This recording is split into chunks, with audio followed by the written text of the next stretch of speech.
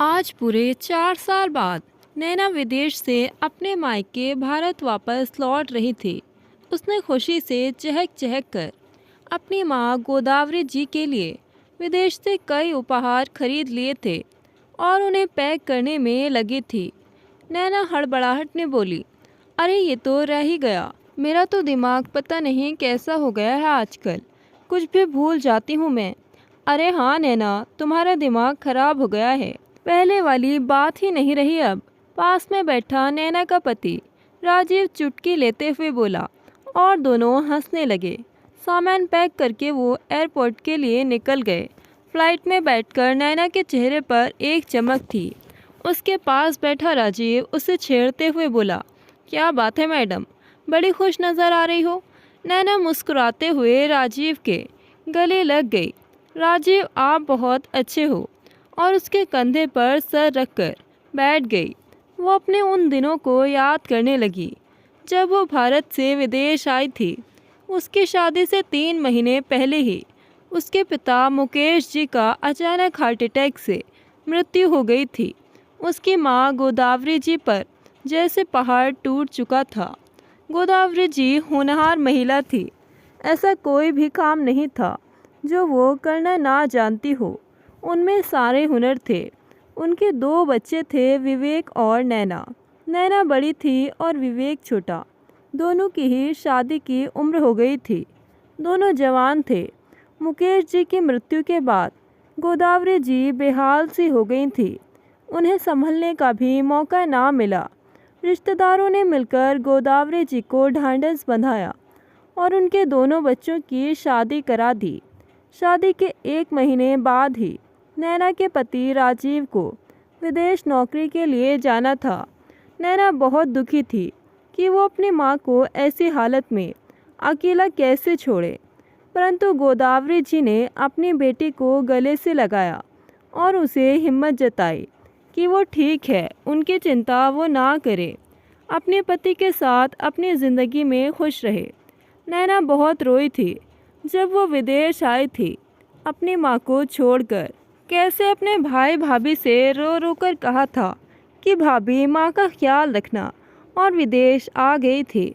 विदेश आकर भी वो अपने भाई भाभी के पास फ़ोन करके माँ का हाल जान लेती तो उसका भाई विवेक कहता है, दीदी आप चिंता मत करो, माँ बिल्कुल ठीक है, मैं ऑफिस में हूँ, बाद में बात करता हूँ।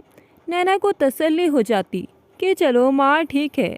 अरे नैना कहाँ खो गई, चलो एयरपोर्ट आ गया है। राजीव ने नैना को लगभग झकझोरते हुए कहा। नैना अपने ख्यालों की दुनिया से बाहर आई। अब घर कुछ ही दूरी पर था। दोनों पति पत्नी ने टैक्सी ली और घर पहुँचे। जैसे ही वो गाड़ी से उतरी और आगे बढ़ी तो उसने देखा उसके घर के सामने लोगों की भीड़ जमा थी। लोग गुटों में बातें बना रहे थे। उसने जानने की कोशिश की तो कुछ पता ही नहीं चल पाया। अपने घर के बाहर इतनी भीड़ जमा देखकर उसका दिल बैठा जा रहा था। उसने अंदर जाकर देखा तो उसकी आंखें फटी की फटी रह गई। उसके पैरों तले ज़मीन सरक गई। उसके पति राजीव ने भी जब ये देखा तो वो भी भौचक्का रह गया। गोदावरी जी के रस्सियों से हाथ पैर बंधे हुए थे। वो बेसुध सी पड़ी थी। बड़े नाखून, त्वचा रूखी और चुड़ी हुई त्वचा, फटे हुए मैले कपड़े पहने, उस पर से बिखरे बाल, नंगे पैर रस्सियों से बंधी हुई थी। नैना की आंखों के सामने अपनी माँ का वो चेहरा आने लगा कि ये उसकी वही माँ है जिसने उसे विदेश भेजते हुए इतनी हिम्मत जताई थी। वही साफ सुथरी माँ जिसे ज़रा भी गंदगी पसंद नहीं थी। वही तेज़ दिमाग वाली माँ जो हर काम कितनी हिम्मत के साथ मन लगाकर कर लेती थी। वो अपनी माँ की तरफ बढ़ी और धम से ज़मीन पर बैठ गई।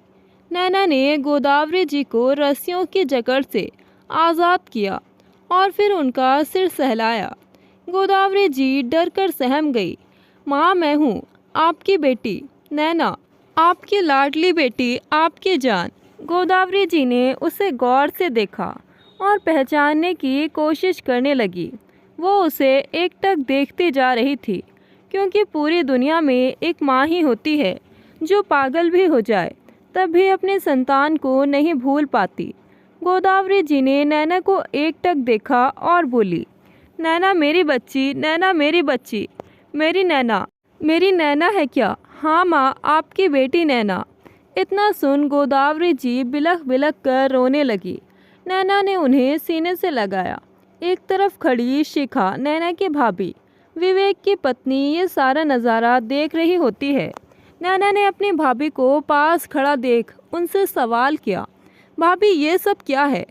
माँ की ऐसी हालत कैसे हो गई? माँ तो ठीक थी, फिर माँ को आपने ऐसे क्यों रखा है? नैना ने अपनी भाभी शिखा पर सवालों की बौछार कर दी। शिखा सक पका गई। नैना कुशार बुद्धि की लड़की थी, वो सब समझ गई। अपनी भाभी के चेहरे को देखकर उसने चिल्लाकर फिर से वही सवाल किए तो शिखा एकदम से बात बनाते हुए बोली, आपकी माँ पागल हो गई है, सारा दिन सबको परेशान करती रहती है, किसी को नुकसान ना पहुँचा दे, इसलिए रस्सियों से बांधा है इसे।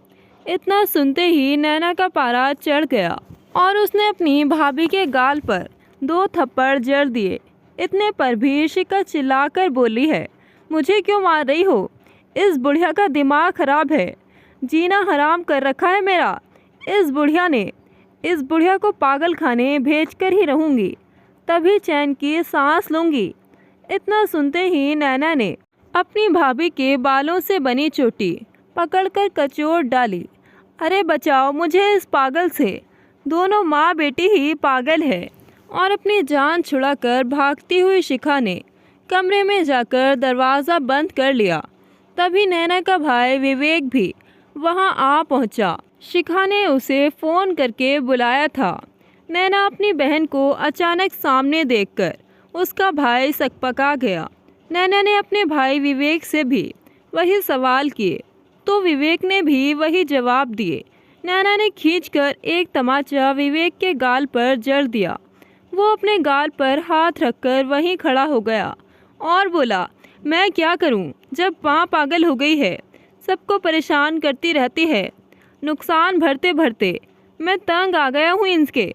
मेरी बात हो गई है, कल सुबह ये पागल खाने जाएंगी।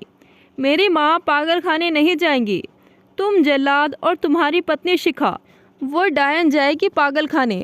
केस करूँगी मैं तुम पर, मानसिक उत्पीड़न का, जेल भिजवाकर ही चैन की सांस लूँगी। क्या हालत कर दी तुम जल्लादों ने मेरी माँ की। मेरी माँ ऐसी नहीं थी, एक अकेली माँ ना संभली तुमसे। शर्म आती है मुझे तुझे अपना भाई कहते हुए। अब देखना क्या हाल करूँगी तुम्हारा। इतना बोलकर नैना अपनी माँ को गोदावरी जी को उठाकर कमरे में ले गई और उन्हें पानी पिलाया, पानी से नहलाया, उनके बाल बनाए। नैना अपनी माँ के लिए विदेश से कपड़े लाई थी, उन्हें नए कपड़े पहनाए, चप्पल पहनाए। नैना ने अपनी माँ के हाथ पैरों को देखा तो उसकी माँ के हाथों पर रस्सियों के निशान थे। नैना की आंखों में आंसू आ गए। उसने अपनी माँ के हाथ पैरों पर तेल लगाया और उन्हें पानी पिलाया। नैना के पति राजीव ने खाना ऑर्डर किया और माँ, बेटी और दामाद ने मिलकर खाना खाया। गोदावरी जी की आंखों में खाने को देखकर चमक आ गई। वो खाने पर लगभग टूट सी पड़ी, जैसे ना जाने कितने दिनों की भूखी हो। ये देख नैना की आंखें भर आई। नैना ने अपनी माँ का मुंह साफ किया और अब लगभग गोदावरी जी पहले जैसी दिखने लगी थी। तभी वहाँ उनकी पड़ोसन निर्मला जी आ गई। निर्मला जी का घर गोदावरी जी के घर के बिल्कुल करीब था। इतना कि जो कुछ उनके घर में होता था वो सब निर्मला जी जानती थी।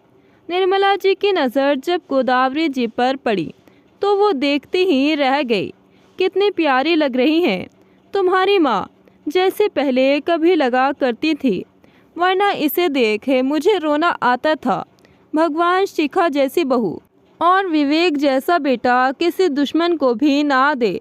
परंतु अम्मा, माँ के साथ ऐसा क्या हुआ जो उनकी हालत ऐसी हो गई है? नैना बड़ी ही उदासी के साथ पूछने लगी, बेटी क्या ही बताऊं, जब तू विदेश चली गई थी उसके बाद तेरी माँ और ज़्यादा उदास रहने लगी। एक दिन उसे तेज़ बुखार हुआ। और वो बेसुध सी हो गई। डॉक्टर ने उनके चेकअप करवाए, सारी रिपोर्ट नॉर्मल थी। बुखार की दवाई देकर डॉक्टर ने कह दिया कि इनका ध्यान रखें, इनके साथ प्यार से रहें। ध्यान रखने की बजाय तुम्हारी भाभी ने गोदावरी जी के साथ बहुत बुरा व्यवहार किया। इनसे घर का सारा काम लेती और अपने पति विवेक के सामने ऐसे जताती मानो खुद ही सारे घर का काम करती हो और खुद ही सब कुछ संभालती हो। और तो और इसे आते जाते छेड़ती रहती। ये झाड़ू लगाकर साफ सफाई करती तो फिर से कूड़ा डालकर दोबारा झाड़ू लगवाती। कहती, ए बुढ़िया, मेरा गला सूख रहा है, पानी लाकर दे। ये पानी लाकर देती तो कहती, ठंडा नहीं, ताज़ा पानी लाकर दे। ताज़ा पानी लाकर देती तो कहती, नए गिलास में पानी ला, पुराने में नहीं पीऊँगी। नए गिलास में पानी लाती तो इनके मुंह पर पानी फेंक देती। दरवाज़ा खोल बंद करके चूं चूं की आवाज़ कराती, जिससे इसके दिमाग पर गलत असर पड़ता। ये बाथरूम में नहाने जाती तो बाहर से लॉक कर देती। ये घंटों घंटों बाथरूम में चिल्लाती रहती कि बहू दरवाज़ा खोल दे, बहू दरवाज़ा खोल दे, पर एक बार भी ना सुनती और तेज़ आवाज़ करके टीवी चला लेती और घंटों बाद जाकर बाथरूम का दरवाज़ा खोलती तो ये बौखलाई सी बाहर निकलती। तेरे भाई विवेक को भी अपनी पत्नी ही सही नज़र आती। वो उसकी ही तरफदारी करता। उसे भी अपनी माँ से कोई मतलब ना होता था। वो तो हमेशा पत्नी की ही गुलामी करता रहा। एक दिन जब वो सोई हुई थी तो इस जालिम औरत ने सोते हुए कैंची से इनके बाल काट दिए। उस दिन गोदावरी जी बहुत रोई थी। रो रो कर सबसे कह रही थी, मेरे बाल, मेरे लंबे बाल, कहकर बहुत रोईं। और शिखा उस दिन बहुत खुश हुई। ऐसे ही घटिया हरकतें करके तुम्हारी भाभी ने इसे दिन रात परेशान किया। इन्हें कई कई दिन तक खाना नहीं देती। एक दिन मैंने देखा गोदावरी कुत्ते की थाली में उसके साथ खाना खा रही थी। मैं इन्हें उठाकर अपने घर ले गई और इन्हें खाना खिलाया। बेचारी ने बड़े ही चाव से खाना खाया। खाना खिलाकर मैं इसे वापस इनके घर छोड़ गई और तेरी भाभी से कह भी गई कि अपने सास का ध्यान रखा कर। बेचारी कुत्ते की थाली में खाना खा रही थी। उस पर से शिखा उल्टी ही बोली, क्यों बुढ़िया, तुझे कितना भी समझाओ, मानती नहीं तू। और चिमटे से इनको मारा भी। मैंने बहुत छुड़ाने की कोशिश की पर वो नहीं मानी और इसे कमरे में ले जाकर बंद कर दिया। ये बेचारी रोती रही, गिड़गिड़ाती रही, बोली, सारा दिन नाक कटवाती फिरती है मेरी, मोहल्ले भर में नाम गंदा कर रखा है मेरा इस बुढ़िया ने। मैंने उस दिन से इन्हें अपने पास बुलाना ही छोड़ दिया। अगर ये कहीं जाती तो तेरी भाभी इन्हें खरी खोटी सुनाती रहती। एक दिन बाहर सब्जी वाला आया तो ये टमाटर उठाकर फेंकने लगी। शिखा ने जब देखा तो अपने पति को भी वहीं बुला लाई। देखो जी, इस बुढ़िया के करतूत, तंग आ चुकी हूँ मैं इससे, पता नहीं कब जान छूटेगी इससे हमारी।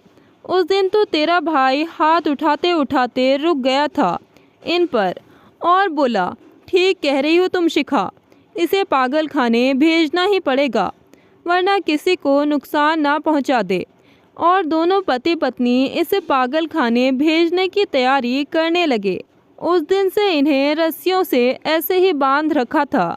शिखा बड़बड़ाती रहती कि बुढ़िया जब तक ठीक थी तो मुझे पलंग से पैर उतारने की भी ज़रूरत नहीं पड़ती थी और अब इसका भी करना पड़ता है। इन्हें सारा दिन ताने मारती रहती। बेचारी को गर्मी लगती तो बाहर बैठकर नहा लेती। ये देख और ज़्यादा गुस्सा करती।